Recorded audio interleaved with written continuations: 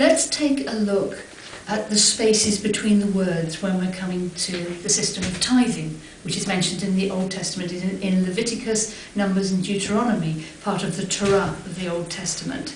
Now, this is really valuable for prosperity, because once you look at the spaces between the words and the structure within the Kabbalistic teaching, you'll see that this is the most extraordinary way of teaching us how to prosper, financially, emotionally, spiritually, in our lives today. It's not just an ancient thing that doesn't matter anymore. Tithing is very misunderstood nowadays. People tend to think they have to give the first 10% of their salary to charity, and that's not what it says at all in Torah. Tithing is very clear. 1, God. 2, celebration. 3, everybody else. If you live your life in that order, you cannot fail but to be happy. 1, God. 2, celebration. 3, everybody else. Now, the traditional interpretation of this, because let's face it, in those days they did not deal much with money. A tithe is a tenth.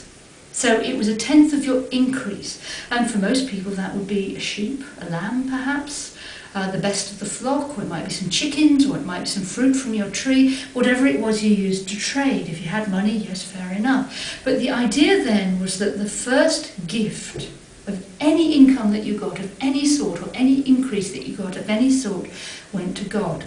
Nowadays, you can do that in 2 ways. You can tithe to somebody who inspires you. You can send a gift off to some author whom you really love, or somebody who inspires you. It must be inspiration. It cannot be on a standing order. Or you can put that money on one side for spiritual growth. And that is the preferred modern way of doing it. So it doesn't matter how much, even though a tithe means a tenth. It's the order that is very, very important. 1, God. 2, celebration. 3, everybody else. So whenever you get some money in, first payment for your spiritual growth or for your inspiration. Anything that takes you closer to what you perceive divinity to be. Second payment, fun, celebration, delight, joy. Then and only then pay the bills. It's as if the universe operates as if it has a Martian standing on your shoulder. The idea of the Martian is, I don't want to confuse it with things like angels, because people think that angels have a different consciousness and will understand why we do things. So I always say, imagine you've got a Martian standing on your shoulder. It doesn't speak your language, it doesn't know your nationality, it doesn't know what the customs are in the area, and it doesn't know what you're saying or what you're thinking. All it can do is see where you give your attention and the order in which you give your attention to things. And then it is empowered to give you more of what you want. What it perceives that you want is what you put your attention on. So if you're putting your attention on your bills first every month, guess what your Martian or the universe is giving you? More bills. If you put your attention on grief, pain and upset every month, or you constantly watch, say, soap operas that are very negative, or you constantly watch the news and worry about the state of the world, what is your Martian going to give you? More evidence that the world is a bad place. So the system of tithing is incredibly important for promoting happiness. 1, God. 2, celebration. 3, everybody else.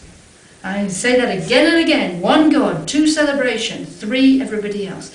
The first tithe was for spiritual growth. The second tithe, in the old days, was to take your family to Jerusalem to celebrate. And the third tithe, this was the charity tithe in those days, because they didn't have electricity bills or mortgages to pay. That was only given every 3rd year. So the idea was that you so enjoyed your life, you got so much inspiration and so much celebration that every 3rd year you could give a generous donation to charity. And then after that came every 7th year the Sabbath tithe, the sabbatical tithe. And all debts were forgiven. The land was rested, and because the people followed the tithing system, they were able to do that. Can you imagine a world where all debt was forgiven in the 7th year? Isn't that a great idea? So if you want to create happiness, give tithing a go. Whenever you get money in, the first payment, and it can be 50 pence or $1 or €1, it does not matter about the amount, it's the order. The first payment goes to your spiritual growth. Maybe it's a workshop, maybe it's a book.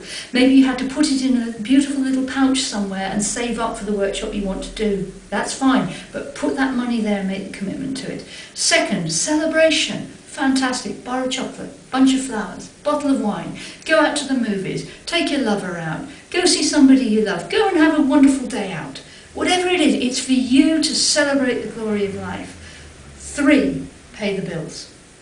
Because then the marshal on your shoulder will say, this is a person who first wants inspiration, and second wants joy, and actually wants to pay the bills after it's done everything else. Now, wouldn't that be a great way to live?